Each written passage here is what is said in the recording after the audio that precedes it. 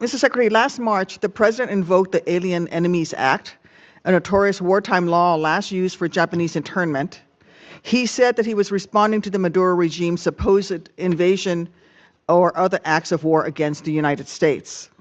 But in recent weeks, you, the Department of Justice, and our friends across the aisle have repeatedly said that we are not at war with Venezuela. Secretary Rubio, if that is true and we are not at war with Venezuela, will you advise the president to rescind his invocation of the Wartime Alien Enemies Act? Well, that was a mechanism to remove people from our country that prevent grave danger. So, for example, we know for a fact that Trinidad Agua is a very dangerous gang. In fact, I believe, if I'm not mistaken, I may have been the first member of Congress. This is a wartime act, Mr. Secretary. Well, are we currently at war with Venezuela?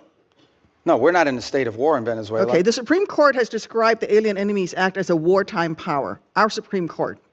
And before now, the Alien Enemies Act was only invoked during the War of 1812, World War I, World War II, when it was used to intern thousands of innocent civilians.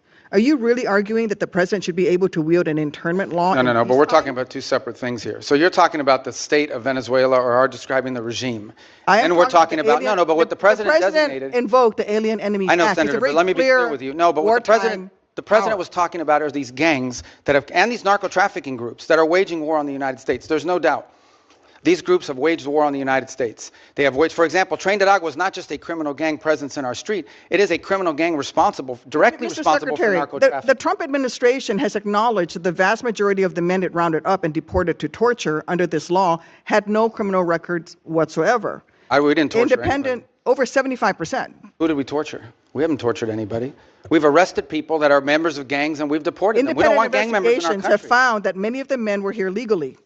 If the administration is willing to lie about who it's targeting under this law, what protections do totally innocent people have against abuse? Again, I want to ask you, will you advise the president to rescind his invocation of the Wartime Alien Enemies Act? No, of course not. I mean, these are people that are threats to the national security of the United States. But I've described this in hearings in the past, including before you guys. So you're saying that we're at war? We are absolutely. When it comes to narco trafficking groups and criminal gangs that are targeting the United States for criminal activity. We're in a state of war.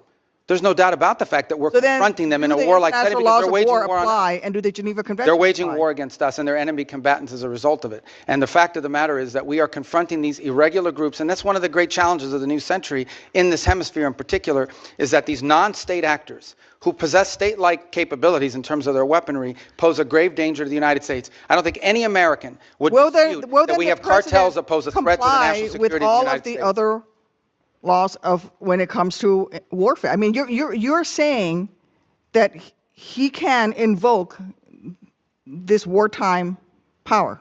No, I'm saying, you're asking me, I'm here to discuss foreign policy and what's in the realm of the Department of State. Well, I think your questions are better directed to the Department of Justice. Enemies Act, but I would tell you that. Which is a wartime, which is something that but you're asking me a question that can be invoked during wartime. But you're asking only me a been question invoked during the War of 1812, World War I, and World War II. It's only been invoked 3 times, and this president is invoking it. Okay, you're asking me a question about the domestic application of a law that's best directed to the Department of Justice.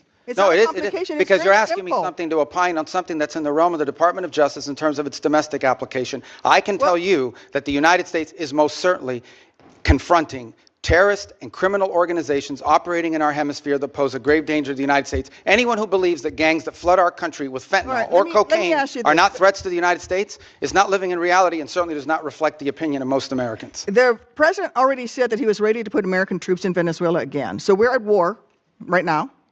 So if things don't go well with the Chavistas you've empowered, when did the president say he was going to put troops in Venezuela? A military option, putting you. What is your criteria for returning to a military option and putting boots on? Well, I don't recall the president saying he was going to put troops in Venezuela. Where did he say that? I'm asking you, what are your... But that's what you said. I didn't remember the president has already said that he was ready to put American troops in Venezuela. No, I think the president has said that he retains the right as commander-in-chief to protect the United States against any imminent threats.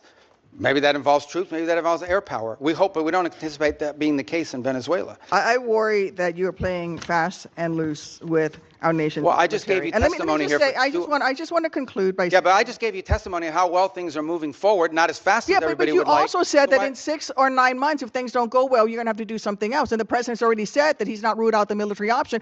And you've also just said that, yes, we are at war. The president has wartime powers. But every president retains the power to use military to protect... So it's reasonable for me to ask you...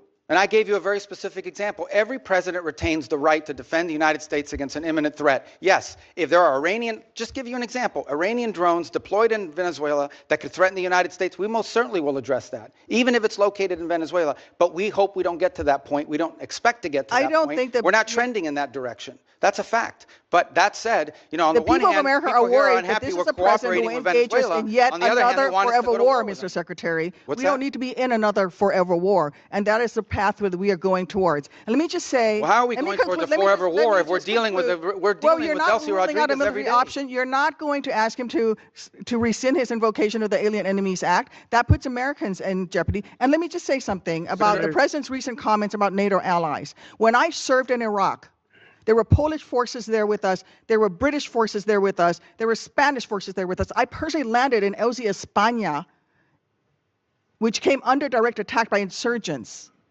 Polish troops who worked with the Illinois military, with the Illinois National Guard for 30 years, died in Afghanistan, Mr. Secretary. All the president wants is for NATO to have more our NATO allies have stood beside us. He wants our allies to have more NATO. We need to maintain the strength of that alliance. I get it. All the president wants is our allies. Your time's up. Not making much progress here.